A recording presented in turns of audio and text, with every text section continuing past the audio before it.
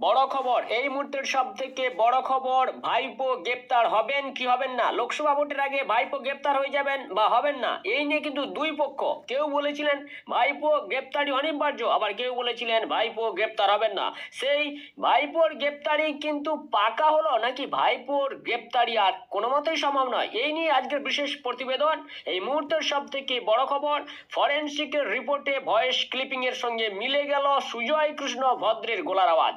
সুজয় কৃষ্ণ ভদ্র ওরফে কালীঘাটের কাকুর মোবাইল ফোনের বেশ কয়েকটি ভয়েস ক্লিপিং পাঠানো হয়েছিল ফরেনসিক পরীক্ষার জন্য দিল্লির সেন্ট্রাল ল্যাবে, এবং রিপোর্টে জানা যাচ্ছে ভয়েস ক্লিপিং এর সঙ্গে মিলে গেছে সুজয় কৃষ্ণ ভদ্রের গলার আওয়াজ।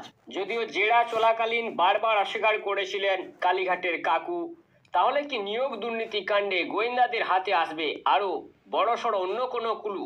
এই প্রশ্ন কিন্তু একটা থাকছে। ফরেনসিক রিপোর্টে মিলে গেল কালীঘাটের কাকু ওরফে সুজয় কৃষ্ণ ভদ্রের কণ্ঠস্বর।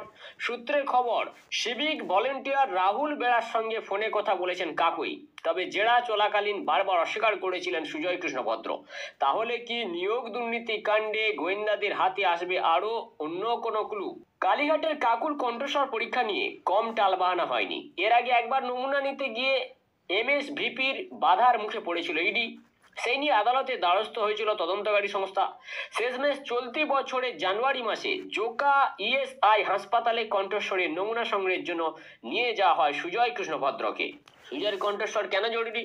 নিয়োগ দুর্নীতির তদন্তে যেদিন সুজয়ের বাড়িতে প্রথম হানা দিয়েছিল গোয়েন্দারা, সেই দিনই তদন্তকারী সংস্থার অপর একটি টিম হানা দিয়েছিল সিভিক ভলেন্টিয়ার রাহুল বেড়ার বাড়িতে। ওই রাহুল বেড়া পেশায় একজন সিভিক ভলেন্টিয়ার।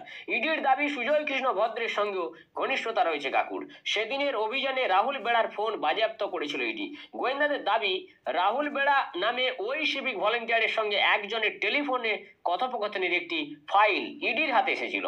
ওই ব্যক্তি সুজয় কৃষ্ণ ভদ্র বলে দাবি ইডির দাবি, অডিও ক্লিপিং এ শোনা যাচ্ছে রাহুলকে বলা হচ্ছে মোবাইলে থাকা নিয়োগ সংক্রান্ত তথ্য মুছে ফেলো। এই গোলা যে কাকুর, সেই কণ্ঠস্বরেরই নমুনা নিয়েছিল ইডি। আর নমুনা পরীক্ষার পর সেন্ট্রাল ফরেনসিক ল্যাবের রিপোর্ট বলছে সিভিক ভলেন্টিয়ারের সঙ্গে যিনি কথা বলছেন তিনি সুজয় কৃষ্ণ ভদ্র।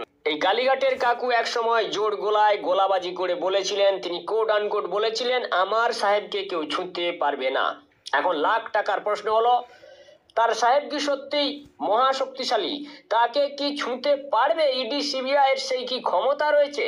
সেটা এখন লাখ টাকার প্রশ্ন।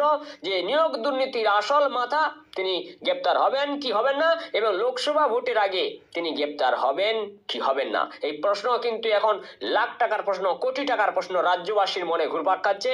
আমরা অবশ্যই আসবো, নজর রাখবো এই বিষয়ে যে পরবর্তী কি ধরনের পরিস্থিতি সৃষ্টি হচ্ছে নিয়োগ দুর্নীতি তদন্তে।